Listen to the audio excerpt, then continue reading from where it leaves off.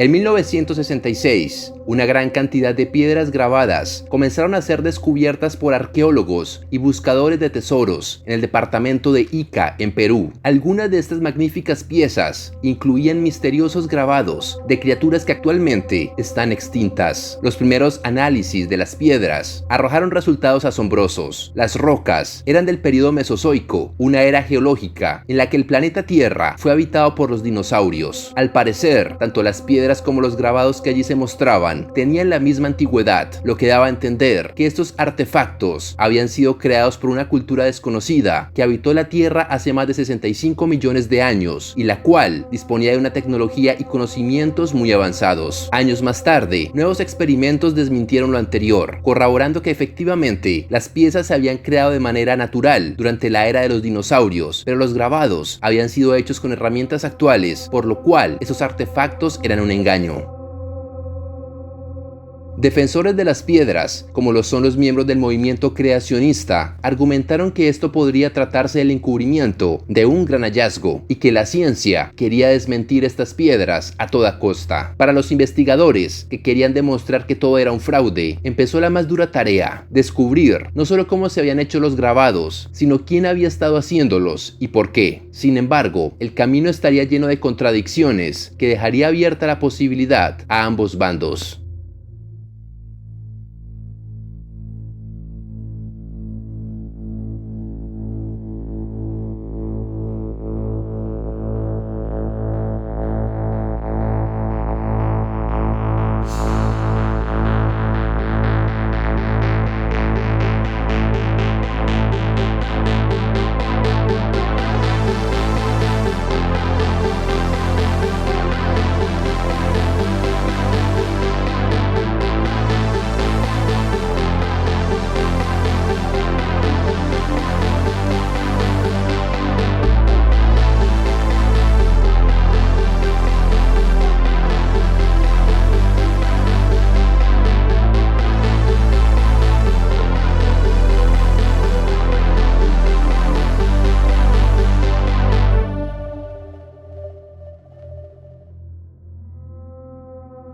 Tras recibir una piedra grabada en 1966, el médico Javier Cabrera fue contactado por otras personas que aseguraban conocer un yacimiento de estos objetos arqueológicos que mostraban increíbles imágenes grabadas de seres humanos conviviendo con dinosaurios en la antigüedad. Con los resultados de las pruebas a estas piedras, realizadas en 1996 por Neil Steady y en 1998 por Vicente París, se determinó que la gran mayoría eran falsas, y aunque las piedras como tal procedían de la era mesozoica, los grabados parecían ser actuales. Esta teoría de que las piedras eran falsas ya se había hablado años antes, e incluso uno de los primeros sospechosos fue Basilio Uchuya Mendoza, quien en los últimos años le había vendido a Cabrera aproximadamente 15.000 piezas. La primera persona que sospechó de Basilio Uchuya fue Erich von Däniken, quien en 1973, tras entrevistar al médico Javier Cabrera, buscó a Basilio para que le hablara del yacimiento de las piedras. Basilio le dijo que él era el autor de los grabados. En 1975, Basilio Uchuya dijo a la Revista Mundial de Lima que las piedras eran de fabricación artesanal y él se atribuía la autoría de todos los grabados. Al año siguiente, en 1976, Cabrera desmentiría esto en su libro El mensaje de las piedras grabadas de Ica, donde bien sí aceptaba que habían muchas piedras falsas que se vendían a los turistas, pero también habían piedras reales, y los estudios que varias universidades habían hecho lo demostraban. Para el año de 1977, la cadena BBC se interesó por el caso y decidió hacer unos documentales donde incluiría información sobre las piedras de Ica. Para ello, enviaron al investigador Toni Morrison para que entrevistara a Basilio Uchuya, quien se mantuvo en su posición de ser el autor de las piedras, y frente al investigador y otros miembros de la BBC, elaboró un grabado usando papel de lija y el taladro de un dentista. Para el toque final, que haría que la piedra luciese más antigua, Basilio la cubrió de estiércol de vaca y la metió a un horno. El resultado fue una piedra idéntica a las que hacían parte de la llamada biblioteca lítica de Javier Cabrera. Con la supuesta confesión de Basilio durante los años 70, más las pruebas realizadas en los 90, se daba por hecho que las piedras de Ica eran falsas. Pero entonces, las contradicciones empezaron. La primera duda que generó sobre la afirmación de Basilio Uchuya era si realmente hubiese podido hacer la cantidad de grabados en las piedras que existen. En la sola colección de Cabrera hay 15.000 y se cree que más de 44.000 han sido vendidas a turistas alrededor del mundo. ¿Realmente pudo hacer Basilio, él solo, todos esos grabados en un periodo tan corto de tiempo y dada su avanzada edad en aquel momento? Al parecer, Basilio no era el único artesano de la zona al que Cabrera le había comprado las piedras. Una mujer de nombre Irma Gutiérrez de Aparcana, en 1998, afirmó que también había tallado varias de las piedras que Cabrera tenía en su colección y, al igual que Basilio, hizo una demostración para la revista Año Cero, quien había enviado al investigador español Vicente París para recopilar información sobre el caso de las piedras de Ica. El proceso de fabricación que empleaba Irma era similar al de Basilio. Primero, en un papel se hacía el diseño que quería grabar, luego usando lápices de colores se hacía el diseño sobre la superficie de la piedra. Usando un pedazo de sierra, Irma comenzaba a tallar la piedra. Finalmente, en un horno, quemaba la piedra para obtener un mejor aspecto. Sin embargo, con Irma también se generan las mismas preguntas que con Basilio. El lugar donde ella extrae las piedras está a 2 kilómetros de su casa, donde habían 2 agujeros de unos 2 metros de diámetro y 1 metro de profundidad. Supuestamente, de allí se han sacado todas las piedras. Tiene que picar el suelo entre 30 minutos a 1 hora para encontrar una sola piedra y hace el proceso ella sola. ¿Cómo ha logrado entonces producir ella sola más de 20.000 piedras grabadas que van desde unos pocos gramos hasta pesar varios kilos? Otra gran duda que se generó fue cuando, años después de las primeras entrevistas, Basilio Uchuya se retractó de su afirmación en una entrevista para el periodista alemán Andreas Fischer, diciendo que gran parte de las piedras eran falsas, pero que habían muchas que eran verdaderas y que sí fueron encontradas en un yacimiento secreto. Muchos creen que detrás de la historia de Basilio e Irma existe un aspecto legal. Se sabe que tan pronto salió a la luz el caso de las piedras de Ica y sus nombres se vieron involucrados con este incidente, la Policía de Investigación del Perú los citó para interrogarlos, pues si lo que Cabrera decía era cierto y él les estaba comprando las piedras, significaba que Basilio e Irma estaban violando la Ley General del Patrimonio Cultural número 282/96 y comercializando de manera ilegal artefactos arqueológicos que deberían pertenecer al Estado. Aparentemente, la única manera en que Basilio e Irma podían evitar ir a la cárcel era diciendo que las piedras eran falsas y que solo eran artesanías. Esto último es la versión oficial y por tal motivo, tanto Basilio como Irma pudieron continuar vendiendo las piedras a los turistas. Defensores de las piedras de Ica, como lo son los creacionistas, sostienen que detrás de este caso existe un velo de encubrimiento para desprestigiar estos artefactos.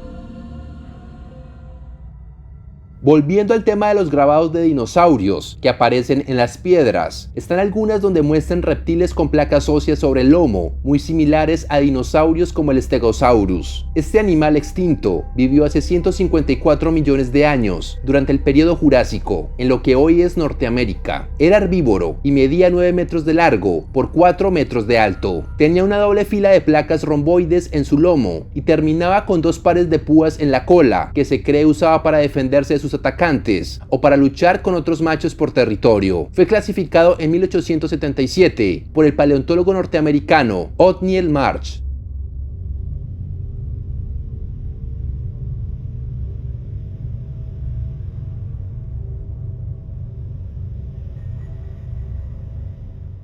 Dentro de la criptozoología existe una leyenda en las zonas pantanosas del Congo, donde los pigmeos hablan de una criatura llamada Envielu Envielu Envielu, el cual describen como un reptil gigante con 2 hileras de placas o púas en la espalda. Otras criaturas que aparecen en varias piedras de Ica son dinosaurios ceratopsios, los cuales en ciertas imágenes parecen que hubiesen sido domesticados para servir como transporte a los humanos. Destaca una criatura muy similar al Triceratops, dinosaurio herbívoro que vivió a finales del período Cretácico, hace 68 millones de años en Norteamérica. Una de sus principales características era una placa ósea que protegía su cuello y 3 largos cuernos, de los cuales 2 estaban ubicados sobre los ojos y 1 sobre la nariz.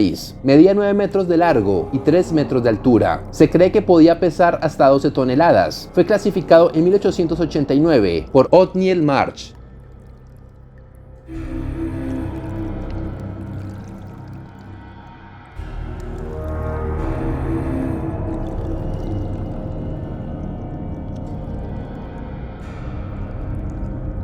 La segunda criatura que se puede encontrar en las piedras de Ica, con características de ceratopsio, recuerda al Styracosaurus. Vivió hace 75 millones de años en el período Cretácico en Norteamérica. Tenía 6 metros de largo y 2 metros de altura. En su cabeza tenía entre 4 a 6 cuernos que salían de su collar óseo y un cuerno sobre la nariz. Fue nombrado por el paleontólogo Lawrence Lembe en 1913.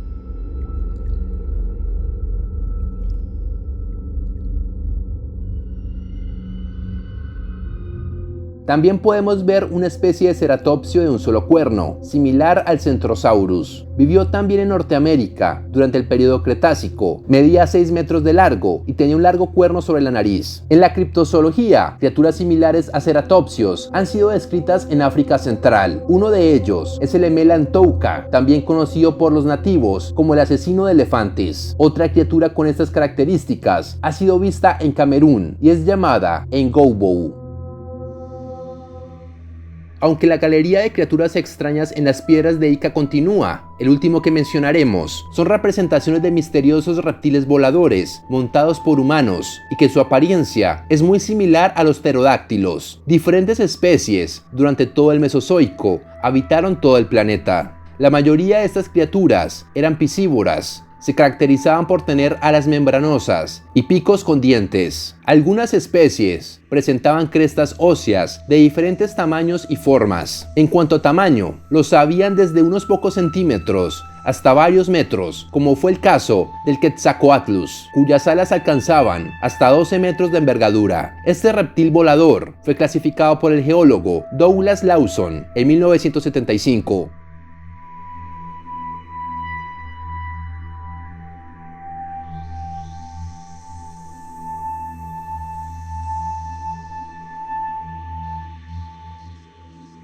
Dentro de la criptozoología, varias historias narran encuentros con criaturas similares a reptiles voladores, como el congamato en el Congo, el ropen en Papua Nueva Guinea y el guachorigüe en el Amazonas. ¿Podrían todos estos críptidos estar relacionados de alguna manera con las piedras de Ica? Y si estas piedras fueran reales, demostrarían no solo que hace miles de años una humanidad perdida convivió con dinosaurios, sino que además, actualmente, algunas de estas criaturas aún podrían estar vivas y ser las causantes de los avistamientos de distintos críptidos alrededor del mundo.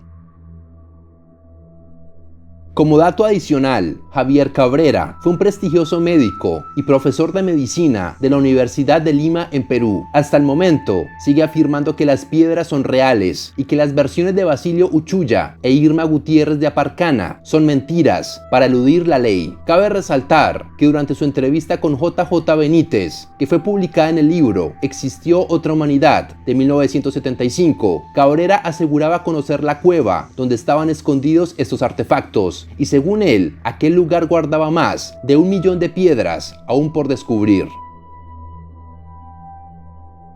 El caso de las piedras de Ica actualmente se tiene como un fraude. Las versiones oficiales es que las piedras son talladas por artesanos y no se les presta ya ninguna atención científica. Este caso pasaría desapercibido si fuera el único, pero no es así. Existen más casos de OPARTs en otros lugares que tratan de demostrar el mismo postulado. Los seres humanos convivieron con dinosaurios en épocas remotas.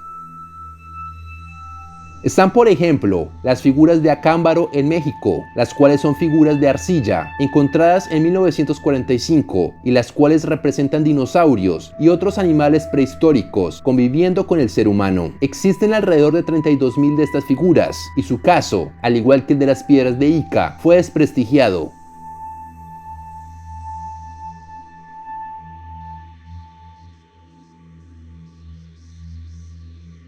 En el templo de Angkor Wat, en Camboya, el cual fue construido en el siglo XII, se puede observar un grabado en un muro de una criatura con placas óseas dorsales. Muchos han relacionado el parecido de esta imagen con la de un estegosaurio y que podría revelar que hace siglos, en las selvas de Camboya, podrían haber existido algún tipo de dinosaurio o reptil desconocido. En varias partes del mundo, los pictogramas o pinturas rupestres han sido una gran evidencia de la cultura y tradición de pueblos antiguos ya desaparecidos. En estos dibujos también se encuentran representaciones de criaturas que tienen características de animales extintos. Uno de estos casos son las pinturas rupestres de Yamón, en Utcabamba, en Perú, donde en medio del Amazonas se encuentran estas pinturas que parecen mostrar un grupo de indígenas dando caza a una gigantesca bestia muy parecida a un saurópodo. En Utah, Estados Unidos, también se han encontrado pictogramas de antiguos nativos americanos que parecen representar dinosaurios saurópodos como el Diplodocus. Otras evidencias que podrían ser consideradas también OPARTs son, por ejemplo, las huellas del río Paluxy en Texas, donde un rastro de huellas de dinosaurio quedaron grabadas en piedra caliza hace unos 130 millones de años, y junto a ellas hay un segundo rastro que tiene una apariencia muy similar al pie de un ser humano. También está la huella de Meister en Utah, donde se observan dos trilobites aplastados por lo que parece ser la huella de un zapato primitivo hace 500 millones de años. ¿Son todos estos casos engaños realizados con el fin de sabotear de alguna manera las afirmaciones oficiales hechas por la ciencia? ¿O podrían algunos ser ciertos y lo que se ha hecho es desacreditarlos para ocultar una historia de nuestro planeta que no se quiere que conozcamos? Lo cierto es que miles de misterios continúan sin resolver en nuestro planeta, y tal vez alguno de ellos guarde la respuesta que objetos como las piedras de Ica nos han querido demostrar.